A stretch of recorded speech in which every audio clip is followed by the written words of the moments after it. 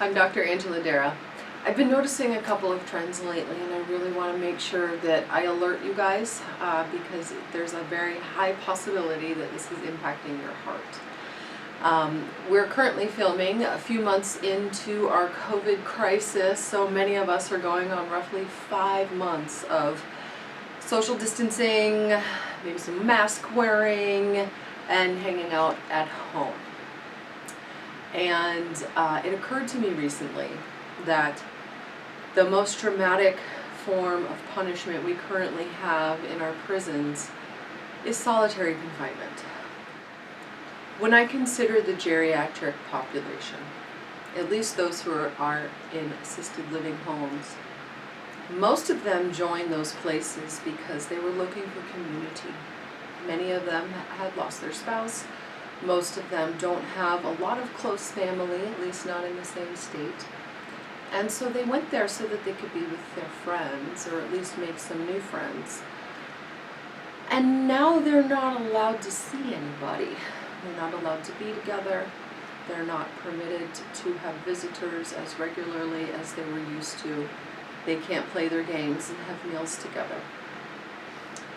And this will present something we call failure to thrive. We see it in newborn babies, we see it in the elderly population, and essentially if you don't have a will to live, you stop trying to live. So unfortunately, being alone hurts us. It's making me consider a new diagnostic term of asphyxiation of the soul, to have the life choked out of your soul. It recently occurred to me, as I'm adjusting my priorities, as all of you are too, I don't need a business. I don't need a house. But what I do need is community. In my decade or so of practice, ultimately, when people feel unconditionally loved somewhere, somehow, they heal faster.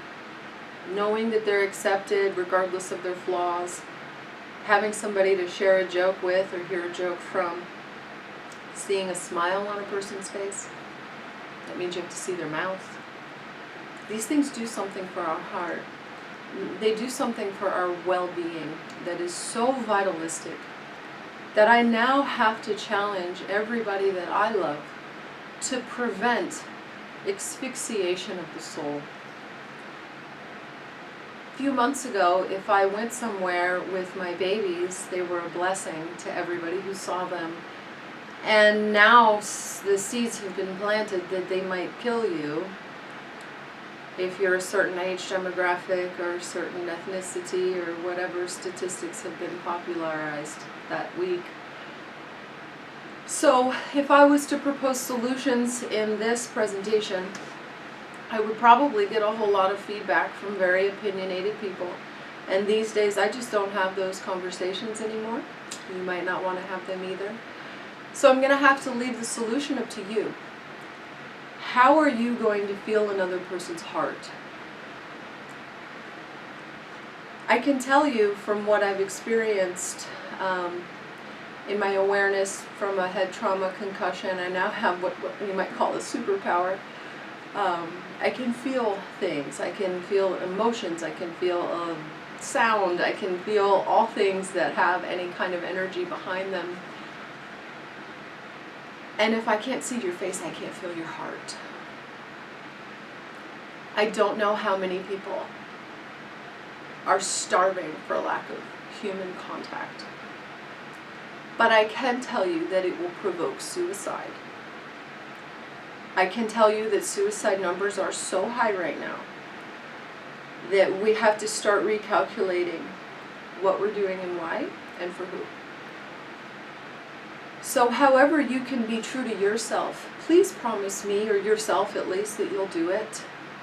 Please find the relationships that are valuable to you, and keep this little saying in mind. It's been helpful to me. When you're looking for a good friend, they will be hard to find. But when you're looking to be a good friend, you will have plenty. Do your best. Go be a blessing. Thank you.